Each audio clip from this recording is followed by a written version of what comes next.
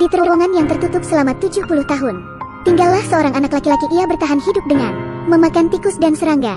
Saat itu, beberapa pekerja konstruksi berada di sebuah ruangan bawah tanah. Sebuah kecelakaan terjadi ketika lantai itu diinjak oleh seorang pria. Lantai itu hancur dan berlubang.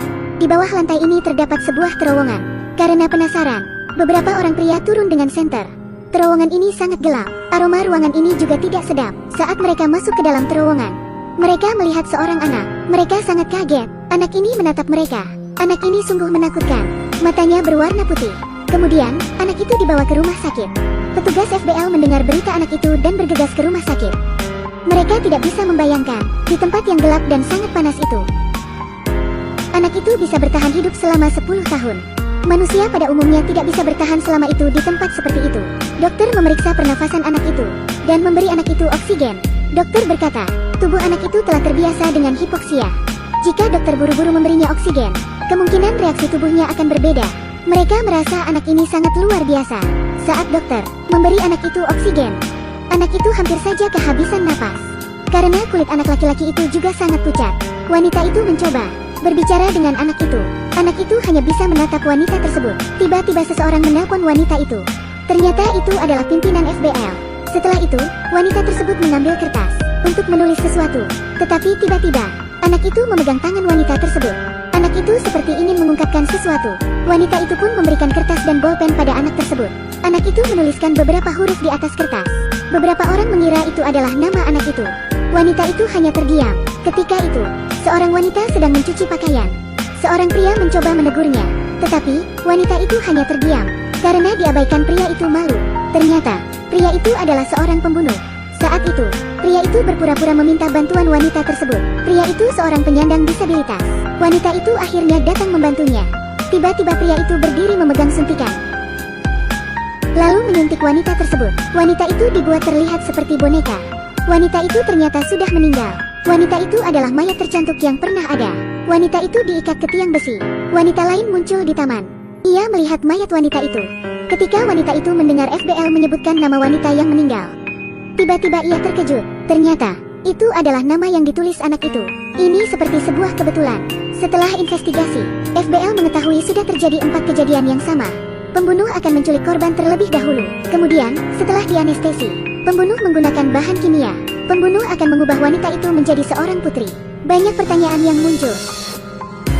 Pada saat yang sama, dokter juga memeriksa dalam darah anak ini benar-benar bebas dari bakteri asam laktat.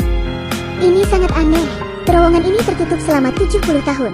Bagaimana anak yang berusia 10 tahun bisa masuk? Meskipun anak itu memiliki penampilan anak berusia 10 tahun, tetapi bisa saja usia asli anak ini jauh lebih tua. Untuk mengetahui anak ini, wanita itu memberikan anak itu banyak permen. Saat itu, seorang pria datang, mengaku sebagai anggota Departemen Pekerjaan Sosial, yang siap membawa anak itu ke rumah sakit yang lebih baik. Anak itu melihat wanita dan pria itu berbicara. Tetapi tiba-tiba, dokter dengan cepat masuk ke kamar anak itu dan mematikan mesin. Anak itu merasa tidak nyaman. Anak itu sangat ketakutan. Tiba-tiba, anak itu mengambil kertas dan menulis sebuah alamat. Petugas FBL pun pergi ke alamat itu, lalu melakukan penyelidikan dari rumah ke rumah. Tanpa diduga, pembunuh itu menculik seorang wanita di dalam mobil.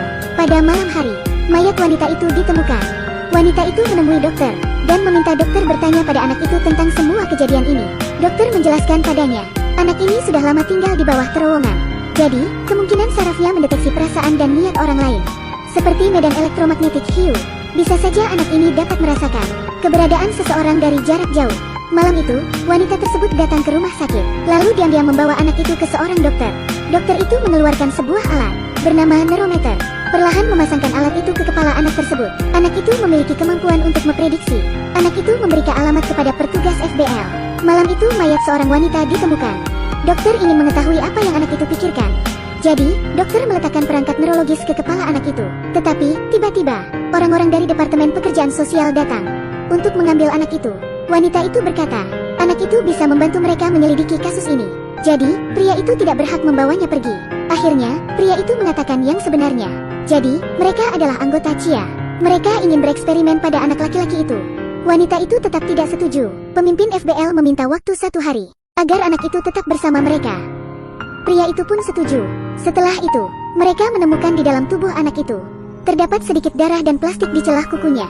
Setelah pemeriksaan, ternyata itu bukan darah manusia, itu adalah darah hewan. Setelah mengetahui itu, mereka pun melakukan penyelidikan. Wanita itu menyelidiki rumah jagal satu persatu. Di sisi lain dokter terus memeriksa anak ini. Pria itu membuka saklar perangkat, lalu menyesuaikan kecepatan beat. Pikiran anak itu bisa ditransmisikan melalui suara. Tubuh anak itu terus-menerus bergetar, seperti seorang yang sedang kedinginan.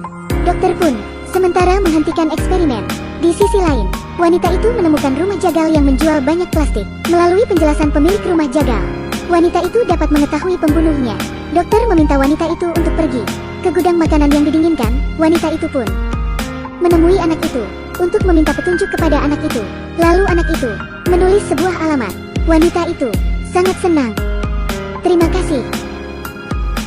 Kemudian, wanita itu pergi ke alamat yang ditulis, lalu memeriksa satu persatu kendaraan yang lewat. Tiba-tiba, pembunuh itu muncul. Setelah wanita itu mewawancarai pembunuh, wanita itu tidak sengaja melihat sebuah gantungan. Gantungan itu persis seperti yang dibuat oleh anak itu menggunakan permen. Wanita itu pun menemukan pembunuh. Tetapi, pembunuh itu dengan cepat melarikan diri. Pembunuh melarikan diri dengan mobil. Tiba-tiba mobil pembunuh itu menabrak sebuah dinding. Akhirnya, pembunuh ditangkap oleh wanita itu. Di bagasi mobil pembunuh, mereka melihat korban yang masih hidup. Kasus itu akhirnya dapat terungkap. Akhirnya, wanita itu meminta dokter untuk merawat anak tersebut. Kemudian, orang-orang dari CIA datang untuk meminta kembali anak itu. Pimpinan FBL mengatakan anak itu melarikan diri. Anak itu ingin hidup dengan tenang. Meskipun orang CIA tahu pimpinan FBL itu berbohong, tetapi mereka tetap pergi dari tempat itu. Sekian video kali ini.